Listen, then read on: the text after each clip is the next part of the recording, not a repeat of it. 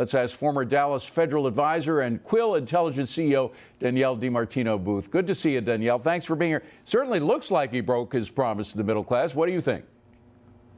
I think that the middle class is really the unsung hero in the U.S. economy right now. They have been squeezed so hard. The Wall Street Journal story, John Hilsenrath's reporting was stellar. But to read about two hardworking parent families absolutely struggling to get by, to hear that they're going to food banks for the first time because they make too much money to qualify for food stamps, which, by the way, David, the Government Accountability Office has found that the Biden administration actually abused its power in increasing the food stamp program by 25% via executive order. It's another subject for another day, but it has pushed up food inflation for the people in the middle who've been squeezed mercilessly. So the poor get the subsidies that are paid for by the middle class. And as I mentioned, the study also said the rich are doing better. And it is the middle class, the vast majority of the American public, that are paying the price for all this. It really is. And when you think about, Wall Street being able to come in and buy homes, investors rent them out for above market prices, a lot of these middle class families are never going to have the wherewithal to save up the money for a down payment for a house. I mean, these are the pathways to achieving the American dream. Nobody in America should work as hard as the middle class does and not have the ability to climb up that ladder and achieve the American dream, David. It's really a travesty. And now you have the omnibus bill, this $2 trillion extra bill just thrown in there, $2 trillion being flown, by the way, being flown down to the Caribbean to a probably sunburned President Biden for his signing while he's down in the Caribbean. I mean, that's got to make things worse. It's going to be $2 trillion more of money that we don't have, which will cause more inflation. Either it's going to cause more inflation or the Fed will really raise rates even much higher than they already are, right?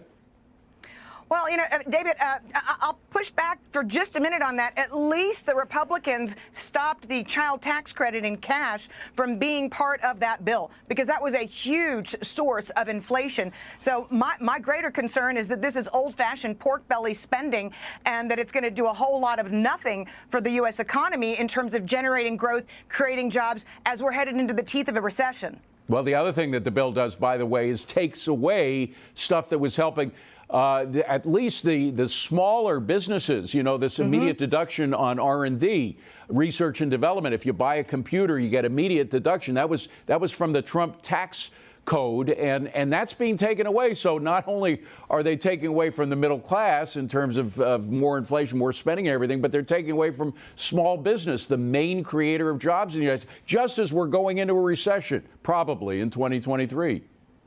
David, a big shout out to dailyjobcuts.com. They do a great job of tracking small businesses closing in the United States. In the month of December through today, 262 closings have been tallied.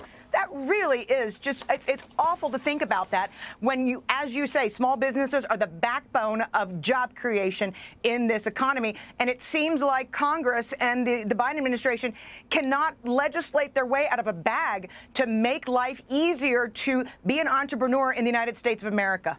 And can we just put a final nail in the coffin of the suggestion that from Biden and other Democrats that the Trump tax cuts were just for the rich? I mean, first of all, way back when they first came out, the New York Times itself came out with a study saying that, in fact, 65% of Americans got a tax cut. I think only 6% got an increase in taxes, and the rest saw no change at all. So most Americans got a tax cut as a result of that. But more importantly, the 50% of the benefits went to the middle class. That is to say that the rich didn't get much of a change in the amount of money that they paid, but the middle class did better as a result of the tax. They got greater income, greater household income. They got better benefits in terms of raises in salaries percentage-wise than the rich. So it was a very beneficial tax code for the middle class. David, contrast that with the final Biden stimulus bill that opened up a massive loophole for business income tax refunds. Billions and billions of dollars. This has effectively been a tax cut for the wealthiest Americans that's slushed through the economy this year and again made the rich richer. The poor are very subsidized at this point, and again, the ones in the middle are just being left behind. I really do hope that we can see the new House of Representatives bring about change in 2023. We'll see. Frankly, they're what they did with the omnibus bill, I was not a great fan of. So we'll see what happens. Good luck, better luck in 2023. Danielle, I hope you have a great 2023. Thanks for being here. Appreciate it.